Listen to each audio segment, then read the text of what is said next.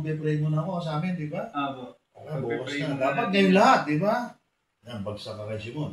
Sige, ikaw. Wala nang living one day at a time. Anong sinasabi mo? Philosophy series? Apo. Karugtong Ginalevi. Apo. Ang ganda yan. Gusto ko yan. Sige, anong question mo? 2,400 years ago, nauso si Socrates, Plato, Aristotle, ang dating sa logic. O, dyan kumukuha karamihan ng mga Western teachers, di ba? Kaya mga professors. Anong gusto mong topic magmula doon? Ayun po yung symbol Premise. Mahalaga yan. Syllogism, induction, deductive logic, di ba? Ang derive ko sa isang tamang logical answer, di ba? Kailan tama yung premise mo. Sige, kulot, yung lahat ng North African people, yung mga kulot. So, therefore, si Kitay African. Yan isa sa mga logic. Pero, may mga logical fallacies daw. Pero hindi tayo mag-uusap ng mga rules of argumentation in debate. Sabi ko lang yung kasi baka mamaya magkakala yung mga nakikinig sa atin. Ay, hindi natin alam yung mga tinatawag na mga procedures pagdating sa kung paano mag-come up sa tamang paniniwala. Okay? Kaya lang ito mga kinakot ko, mga Greek philosopher. Pagka Bible ang ginamit mo, sabi sa Bible, the Greek seek for wisdom. And the Jews seek for miracles. Yun ang tawag mo doon, mysticism. Yun naman yung iba, rationalism. Nung araw, pinilit kong alamin yung foundational, fundamental, absolute truth. Sa pamagitan ng dalawang methodology niyan. Rationalism, intellectualism yan, knowledge, data, Greek. At saka yung mysticism, miracles, science, wonders, kung ano pang kamag-anak yan, para psychology, kung anong karunong puti, itim, magic. So, anong gusto niyang marating natin show? Yung kung saan sa tinatawag po natin. Narinig kayo yung ano kasi malayo yata yung microphone kanina. Okay naman? Okay naman. Sige. So, yung sa tinatawag po natin kasing blue, red, yellow na dinidiscuss niya po kahapon. Naalala ko si Levi. Sabi niya, Dad, saan yung galing mga color coding yan? Kasi Levi, philosopher yan. Diba? Mapalinom si Levi. So sabi nga, matay kong isipin, parang nasasummarize yung lahat ng mga philosophical issues. Ang ibig sabihin ni Levi, meron tayong formula para malaman at mapadali kung paano i-analyze ang truth from time immemorial hanggang ngayon. At tatlo lang ang kulay, blue, red, yellow, di ba? Ang blue, parang nagko-correspond o kaya nagpaparallel sa body, physicalism yun, naturalism yun, sa philosophy. Yung yellow, yung red, nagkakaroon ng pagkatugma sa usapin ng mind, mentalism, di ba? O hindi yung magic metaphysicalism, yan, kailangan yan. At saka yung iba't ibang mga subjects sa psychology, at saka sa philosophy, arts, yung sa baba, science, yung medyo itaas, yung mind, o yung red, ano yan, arts, culture, mga ganyan, di ba? Di ba mayroong mga ganyan, universities, ganyan, art and sciences, di ba? Yung science, physical, yung art, mental, blue yung isa, sa baba, red yung gitna. Mas meron pa rin yellow, yung, alam mo na, supernaturalism, spiritualism, at patas ng patas yan. So, yellow yun. Okay, sa history ganun din. At wala kaya naman to Abraham, blue code Abraham to Jesus Christ, red. Jesus Christ, until the rapture, kasi kanya yellow yun. Yung tribulation period, blue yun. May konting yellow, red yun, may konting blue. Kasi yung millennium, pag pinagsama-sama lahat yung napanggit kong historical data ng 6,000 years, nagiging red yun. Tapos blue yung dati napanggit ko 6,000 years. Tapos yung new heaven and new earth, dilaw yun. May yellow code yung 8th day. So 6 yung una, 6,000 years, yung 7, millennium, may say data ng 7, 6, 7, at yung new heaven and new earth, yung eternity future, yellow. Diba? 8th day. Ano bang gusto malaman doon? Sinabi ko na sa yung kabuuan ng ibig sabihin ng blue, red, yellow. Yung po ba sa sinasabi natin? Hindi ko kalahin na itatanong mo, tuloy na-activate yung brain ko. Sige. Yung po sa sinasabi natin na, na yung panahon po kasi ng blue, red, yellow, di ba po yung sa eternity past na... panahon ni Lucifer. Ako. Meron din po bang Lucifer 12,000 years ago hanggang 6,000 years ago, 6,000 years lahat yan. At ang sabi natin, kaparallel lang yan nung history na redemption history, may blue, may red, yellow. Parang kay Lucifer, meron din ano. Yun o, yung upper insect aspect ng ating diagram. Di ba, yung itaas doon, blue, red, yellow. Yun ang tunay na evolusyon, sabi mga kapatid. Kasi Si Lucifer nagsimula sa tao. Ang gumawa kay Lucifer, ang Diyos ha. Nung gawin ng Diyos si Lucifer, sinlaki niya. Para yung gumawa kay Adan. Kung si Garden of Eden, sinlaki na ni Adan. Mas sinlaki ng tao. Gumawa kay Lucifer. Alalahanin yun, Diyos na binabanggit sa Bible, may immanency. O kaya emanation. At saka mayroong transcendence. Paano yun? Paakyat yung isa pababa. Pag sinabing pababa, ang Diyos na tinutukoy natin dito, hindi yung sa Bible ha, yung pinanggalingan ng Diyos sa Bible na kung saan tinatanong ng ibang scholar, ng mga atheists, sino gumawa ng Diyos mo? Hindi masagot ng mga Christian, di ba? Kasi ang Diyos daw walang pinanggalingan. Ay, meron na. Ang Diyos na tinutukoy sa Bible, sa Genesis 1 at saka sa John 1, ay ano yun? Yung Diyos na lumikha ng universe na naging Jesus Christ. Nung magkatawan tao, yung bago pa yon yung tawag natin yung yellow God. Tawag sa Bible, Diyos Ama. Nung magkatawan tao yun, sila ng universe doon sa Mother Earth. That's yan. Gumawa siya ng kamukha niya, tawag natin, heaven and the earth. Yun na yung nasa Bible. Heaven and the earth. Pero pag sinabing heavens, may yes, impliedly, ang tinutukoy itong nile-lecture ko na hindi ko alam nung araw at wala nakakaalam. Sa buong daigdig maliban sa Diyos, sa kakaibig.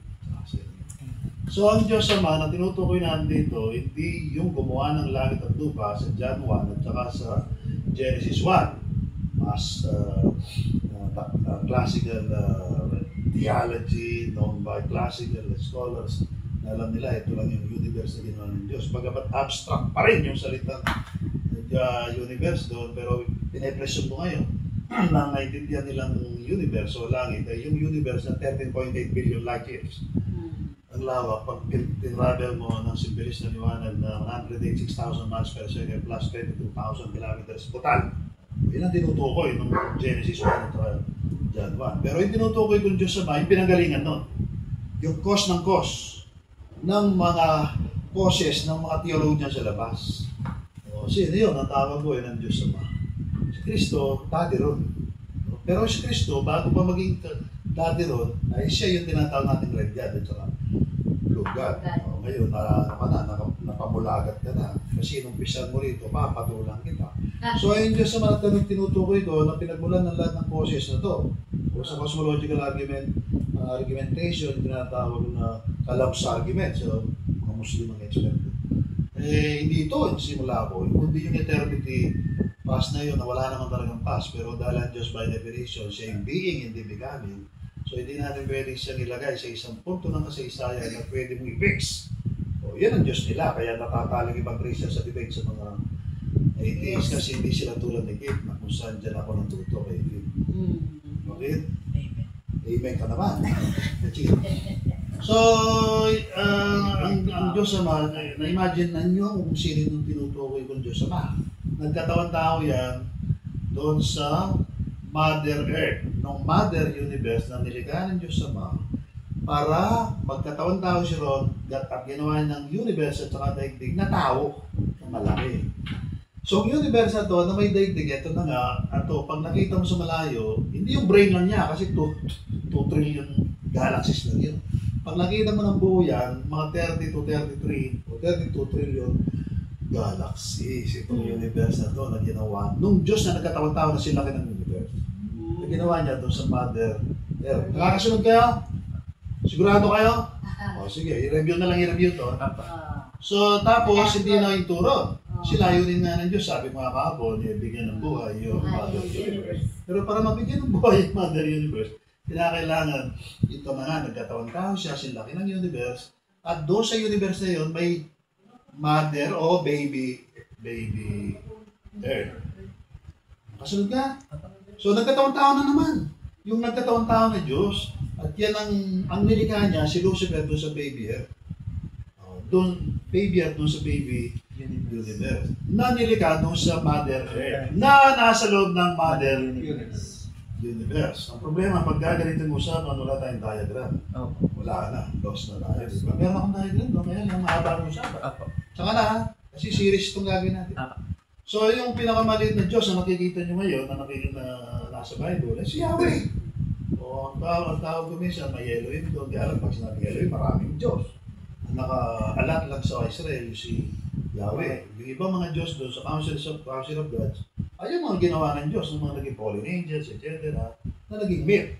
So, Greek, sa Roman, Egyptian, mythology. So, ba't ko kinukwento to? Kasi nga, ngayon sa internet, nagkakagulo yung interpretation tungkol sa Genesis 6, tungkol sa Manadaki, Nephilim, Giants.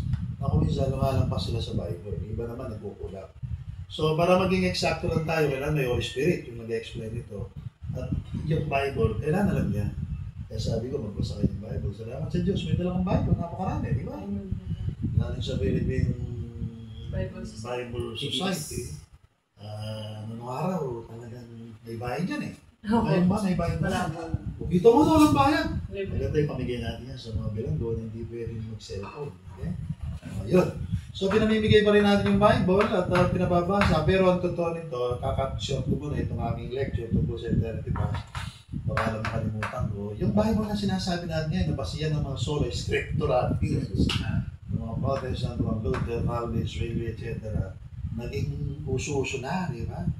Kapag hindi ka gumagamit ng Bible, hindi ka marunong magkapitulo, versikulo, ano ka na, outside ka na, baka heretic ka, kulto ka. Di ba, pinapularize ng mga Protestant. Kasama ako dyan sa mga guilty yan. Pero naalala ko na, di ba, ng panahon ni Jesus Christ, ng mga Sadduceo, Escriba, Fariseo, di ba gumagamit ng Bible? You search the scriptures, sabi ni Cristo, for you think in them, you will find life. Ako na nga yan! Sabi ni Jesus. Daling salita sinasabi ng Panginoon Jesus, pwede ba itabi niyo yung Bible nyo? I am the spirit of the Old Testament. Ako yung reality ng Old Testament.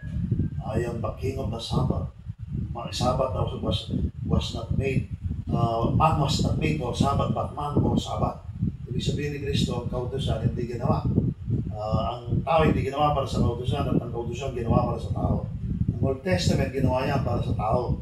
So si Jesus Christ muna ang lumabas. Ang lumabas si Kristo, namatay malibig ng buhay muli, makikilay babae ng Holy Spirit. At nangyari yung New Testament. Hindi ko na i-detalye. Kasi according yung magisterium ng Catholic, yung tradition, Bible ng Catholic, 382 AD, ng kinaroon ng tinatawag, compilation ng Bible, etc. Lahat, New Testament, plus yung inad, yung 66 plus ng 1940, 1545, inad yung mga libro na canonical sa Bible, kaya naging 72, 73, mga ganun, di ba? Ang gulo na. Usapin ganito, lalo na pagka-scholasticism ang usapan, pagdating sa Bible, nako, yung iba hindi na makatiis dyan, mabuti ba, bigas na lang sa kasuin natin, okay, merienda, huwag guguloy na yung isip natin sa hindi pa napagkakasunduan ng mga sola scriptura ng mga Protestant, kaya iba naging Catholic ulit. Buti mo yung Catholic nga niya, isa lang interpretation, kasi kung nag-interpret ng Catholic magistration, based on the Bible, yan ang susundin, ang sakit na ulo. So, yun ang dahilan kung bakit ang Catholic ang ganyan matatag. Contrast mo sa mga ibang 45,000 denomination ng mga Protestant na bawat isa, kanya-kanyang pako, hindi makabuo ng bahay kasi bawat pako may opinion. So hindi naman masama itong mga taong ito, kaya napaka-bobo, whatever, matatalino sila. Kaya sinasabi natin ngayon, ang tao pag walang Holy Spirit, walang absolute truth. At nakukuha na yung Holy Spirit sa pamamagitan ng pananaan niya kapag dumaan ka doon sa death, burial, resurrection, ascension, Diyos. Pagka wala ka na sa gitna, neutral, punta ka sa kaliwa dahil kinain mo. Mukha niya dahil sa kanil by tree of death, na good and evil. At automatic kinakain ng tao yun, di man niya alam. Wala ka nang kawala dyan, maliban na lang kung kahabagan ka ng Diyos dahil sa death in Jesus Christ. Nalakit ka doon, burial, resurrection, ascension. Doon ka pala pupunta sa kanan, ng tawag natin, life. Yung life na yun sinisimbolize, hindi lang Holy Spirit, kundi si Jesus at ang Ama. Yung life na yun, yun ang hindi nakuha ni Lucifer on the 6,000 years mark, after 6,000 years of evolution. Kaya hindi niya nakuha yung eternity future hanggang sa magbigay ng buhay sa Mother Universe. Yun din ang hindi nakuha niya dan after 6 days, yung 7 days, hindi niya nakain yung tree of life. Kaya tayo ngayon may 6,000 years redemption history plus 1. May konti ng kinalaman si Lucifer doon. Yung 6,000 years yung kay Adam. So 6, kanina sabi ko, blue, yung red, kay Jesus Christ, yung red God. Tapos yung yellow, yun ang new heaven and new earth. Pero sinabi ko yun para ma-review nyo, yung sinabi kanina, para magkaroon ng tinatawag na synchronization, itong flow ng history. Ang sinasabi ko lang, sigit lang ito, no, sa interview mo sa akin kanina. Ano nga pala, itala mo sa akin, tinan mo, matalino ka. Yun po sa eternity past lang. Idugtungan ko po lang. Sige nga. Kasi, di ba po sinasabi natin. Magaling din mag-ano to, no? Mag-palusot-palusot. Sa totoo lang, di naman yun ang kanina iniwan nating subject. Sige, tuloy. Yung kanina po na... Matalino siya, no? hindi siya Sa eternity ka pass sa biyanan po. mo. Sisigaw yun. Okay, sige. Di ba po sa eternity pass may nangyari nga po talaga na sinasabi po natin sa Genesis 1 yung may tubig. Kapag malaki na natin yan. Ay, kung paulit na mamaya hindi po, yung karugtong po hindi na tayo matapos ito kasi from eternity past ito to eternity future. Kung hindi mo lang pinag-uusapan natin. Darating na si Jesus, wala na. So, ang nabanggit nyo nga po kahapon, nabautismo sa tubig. Yung universe. Ang universe kasi, parang ano yan parang tao. Parang si Jesus, dadaan mo na sa tinatawag natin baptism of water at saka apoy. Parang yung lumabas sa tagiliran ni Jesus, tubig at dugo. Yung dugo, may pagka-related dun sa apoy. Ang universe, 6,000 years ago, ginudge ng Diyos dahil nga namatay ang universe kasi nawala yung spirit soul niya.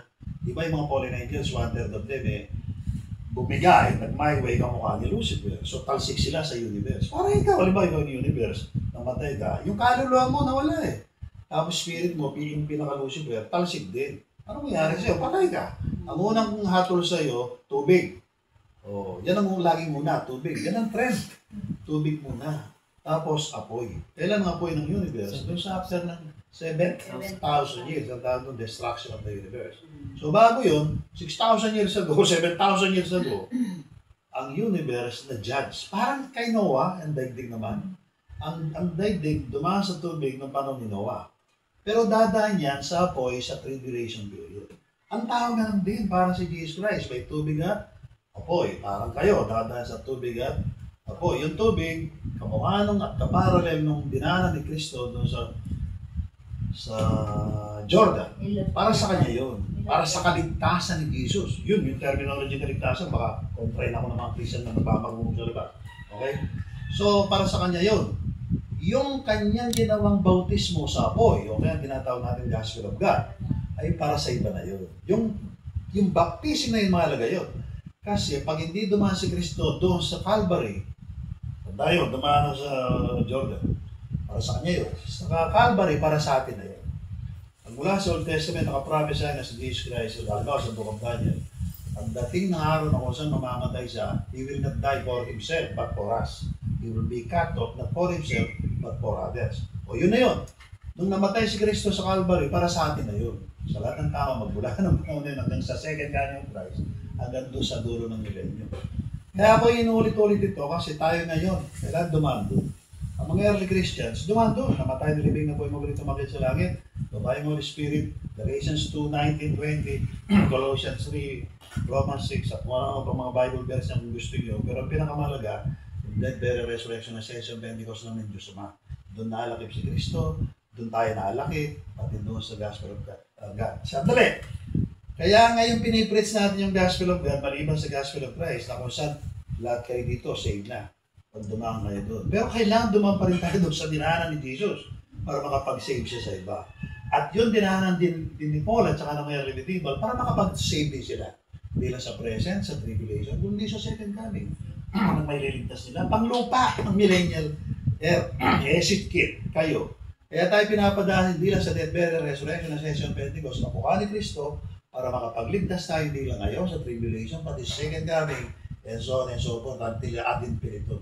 Sino nililigtas natin? Di yung pangako ng Panginoon, kapag naligtas kayo, pati yung mga mahal mo sa buhay, maliligtas mo, mabubuhay mo kahit patay na sa second coming of Christ. Can you imagine, halimbawa, sige, nagpunta sa langit, tapos meron siyang kaibigan, lolo ng lolo niya na tumulong sa kanya ng maliit siya dahil kung hindi, patay na to kasi na-dengue pala siya ng araw. Okay? Yun, bubuhayin mo yun. Ayaw mo yun. Maligaya ka, makita yung nanay mo, kahit na hindi kayo nalagaan, maliit ka, dahil utang na loob mo yung buhay mo, kaya ka na-born again, etc. At eternity na to, bubuhayin mo yung kid. Pero maya mo, yan nasa iyo. So, sino lang pwedeng maging gano'n? Hindi yung dumaan sa death, burial, resurrection, ascension, Pentecost, ang tawag natin Gospel of God, baptismo pa, na dinaanan ni Kristo. Hindi dinaanan ng mga early last days lang, kasi yung last days, ang pangka ng kamay, at magre-reign and rule, hindi lang sa millennium, kundi sa eternity. Kayo yun, tayo yun, na nire-reject ng marami. Kawawa sila. Okay? So, pakiulit nga yung tanong mo. Para nag-iba yung answer ko. Hindi po, sakto lang po. Kasi Doon ko po sana dadalhin talaga. Pakatalino mo. Nakalimutan ko na yung trail of thought natin. Ito, lagi mong tatanda. Yung kasi pong tinutukoy ka kanina, dahil nga po sinabi nyo na dumaan sa bautismo ng tubig at ng tubig yung universe ng una, at dumaan po sa... Baka makalimutan ko lang, hindi dahil sa i-interrupt kita. Yung tubig at saka apoy, Christ at saka God, di ba laging dalawa? Eh di nga kasi may langit at lupa.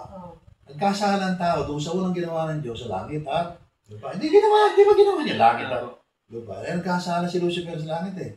Nagkasala siya dahil sa lupa. So therefore may tubig at apoy. Merong gospel of Christ at gospel of God. Ayun, ang ganda naman. Napakaganda ng ating mga interactions, ng ating mga distraction, pero ang sikreto dito, focus! Okay. Yung follow-up question ko po sana doon, Lo, yung kung paano, yung reason ng Panginoon bakit niya hinabol. Kaya lang po, sinagot niyo po kagad. Bakit na po hinabol itong creation na nag-fall? Di na kasi, nabulinasyon gawa ng Diyos at saka ni Adan, lagi may plan ng Diyos eh. So, nang magkasala siyang panlangit na si Lucifer at saka yung panlupa na si Adan, pasok ang second Adam, ang Panginoon Jesus. Yun ang hindi nag-fail. Diba? At ang istorya nito, napakamadugo, diba? At ito yung istorya natin sa darating ng panahon ng ating mga live dito, o kaya yung ganitong mga pagtitipo. Kasi yung iba, akala na, tayo lang diba? Solusyon lagi. Ay, dito hindi na natin tatalakayan ano bang ginawa ni Ezekiel, ni Obadiah, etc. Pwede naman yung Google yun eh. Sasabihin ko na lang ano talaga yung katas ng nangyari sa Old Testament. Para yung mga tao hindi nagbasa, hindi nag-aral, hindi nag-seminary, o cemetery, maunawaan nila kung bakit ganito tayo mag-usap. Inaano na lang natin sa Blue Red Yellow. Ang master dito, si Simon Kilila, nabyanan mo. Okay? Kasi detail yun. The devil is always in the detail. Pero hindi devil si tapata mo. Sige, bye-bye. Tapos na. O meron ba ako? Nakakailang araw na tayo. Pangalawa pa lang. Hindi, itong minuto na. 22 minutes. Ay, maaga pa. Gawin natin 3 oras. 3 hours po. Kasi hindi tayo pakakainin na lola. Hanggang di alas 12. So ito po yung reason kung bakit hinabol. Hindi kasi ito alam lang ng mga tao na yung reason kung bakit hinabol ng Diyos itong creation. Nagkaroon ng redemption history. Sabi sa Bible, John 3:16, for God so loved the world. Ang sinasabi natin, for God so loved the universe and the mother universe. Pero lahat ng magpapopulate dyan, o kaya mga magbibigay ng soul, spirit, o buhay, sa mga nabanggit kong strata ng mga universe, magmula sa iyo, ay ang spirit ni Kristo at saka ng mga spirit ng Ama. Madalit salita galing sa Diyos Ama, yung divine. Kasi ang creation, iwalay sa creator. Ang creation, hindi coterminous sa creation. Being yung isa becoming. So, yung becoming na yan, nabulilyaso pa. Napunta sa negative, di ba? At pag nasa negative na yan, wala nang chance na yan na magkaroon ng eternal life. Gusto ng Diyos, itong creation na kamukha niya, yung other universe, malaking ano yan eh. Babae yan eh. Yung universe na lang natin, tawag natin baby universe, tao rin malaki yan. O yung maliit na universe kayo, kahit sa science, kaya mag-improve na kayo, at saka ang universe, at saka mother universe.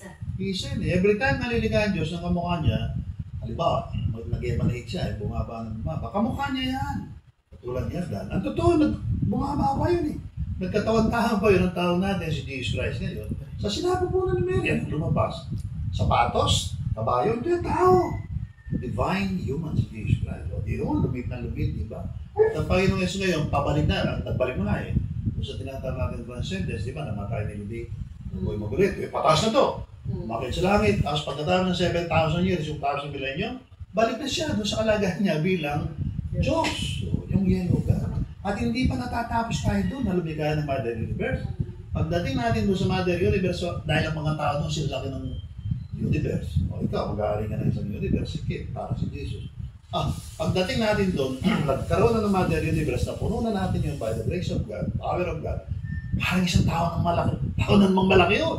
Tapos darami na naman yun, 100 billion ng mga tao, isang planeta doon sa next upper universe na tao natin, blue, yellow God, okay? At ang mga tao doon, sila laki ng Mother Universe, na-imagine nyo doon sa Mother Universe, sa mga tao doon. No, sa mga planeta, isang planeta, 100 billion na mga tao, mga isang tao, sila laki ng universe, ang solar system, mga average ng 12 planets, the bawat planets, meron 100 billion ng mga tao, bawat tao sinalaki ng universe. Multiply mo ng 500 billion sa isang galaxy. Multiply mo pa yan, 33 trillion sa isang mother universe. Tapos yung isang mother universe, isang tao na naman yun. Tapos daraan na naman. Gamitin lang yung equation ko kanina. Walang into yun, added infinite man Diyos. Being, hindi mo siya maabot. Ang tao, creation, na divine human, after all, pagkatapos ng redemption history, susunod doon. Na-imagine yung ibig ko sabihin. Yun ang eternity. Ako, pagka nababasa ko sa Bible yung eternity, hindi ko may-imagine ng eternity 1,000 years lang. Okay? Sabi nga, napuno yung daigdig after billion years. Di ba? Okay. Ano lang yan ilang thousand years. Sa pumunta mo yan, wala nang death. Wala second law of thermodynamics, walang masisira, saan pupunta yan, di ba? Ang plan talaga ng Diyos, kahit nung araw, walang namamatay. Kaso pumasok nga yung law, sin and death, okay, namamatay na. Di pa namang itong atheist ngayon, walang Diyos kasi meron suffering and death. Bobo.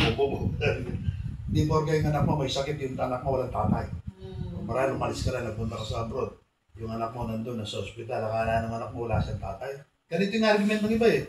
Ba't tayo niya may suffering, may death sa daigdig, so therefore walang Diyos. Kung nakikita niyo yung katangahan ng mga philosopher, kahit anong kanilang argument, wala naman silang panalo pagkasikit ng kalaban.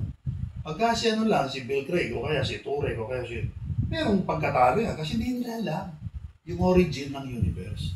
So anong origin ng Diyos na gumawa ng lahat ng ito? May pinanggalingan. At yung pinanggalingan niya, walang ang itong pinanggalingan. Gusto lang idamay ang creation na maging co-terminus sa kanya forever. Nagkaroon ng parenthesis in time, nagkaroon ng fall in prolapsarianism, supralapsarianism, ibugyan na lang yun. At ang talagang bottom line, ang tama-iwalay sa Diyos. O nung naiwalay sa Diyos, sinundan ng Diyos. Yun ang tanong mo. Kanina. Through Christ, napakababa, na sinilang na lang sa Bethlehem, sa Sabbath. Inako sa krus, very bloody. O yun ang inabot niya.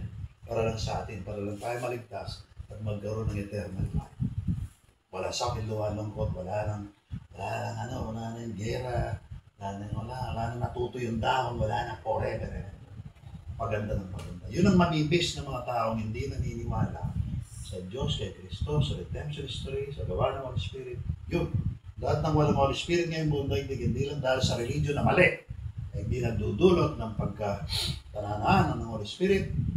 Lahat yan doon, lahat yan pangpalasan sa Diyos, no second coming of the no sa great white throne, ang tawag sa kanila mapanggawa ng patampalasanan. Pero hindi lang yung religious people na pupunta ron na walang Holy Spirit, pati yung secular ideology, political, economic, social, technological, lahat yan, walang buungan na kung saan ang ibig sabihin natin yung genes ng Diyos. Kung saan pupunta ang creation na ito without the gospel? Kung saan dagad-dagahan ako? Yan ang dagad-dagahan ako. Eternal separation from God. Kaya sabi sa Bible, how shall we escape if we neglect so great salvation? Yung question na yun, walang answer maliban sa gospel na pinipreach natin. Gawa ng Diyos, gawa ng Kristo, gawa ng Holy Spirit. Kaya sabi sa Bible, bautismo ng mga tao sa pangalan ng Ama, ng Anak at ng Espiritu Santo. Ito yung bautismo ng Espiritu Santo. Naging religion. Naging talamak na relative philosophical argumentation na lang, naging chismis na lang din sa daigdig. At yun ang nababasa nyo, nakikita nyo sa internet. Iba to it's. Tayo ginabaga ng Diyos. Dumanta sa Gospel of Christ, Gospel of God, praise God. Ang Holy Spirit, ang buhay ng Diyos. Nasa inyo, nasa akin yun ang ating guarantee. License, passes, para any moment darating ang Panginoon. Sigaw ng Arangel sa tunog ng trompeta, ang bagong katawan natin after the resurrection of the dead. Bye-bye Philippines. Welcome eternity. Amen? Amen. Ilang araw na tayo? Record tayo. 30 minutes lang. Pwede na. 30 minutes. Bukas na naman. Sige pa. Mamaubos na. Sige, maganda na lang kayo mga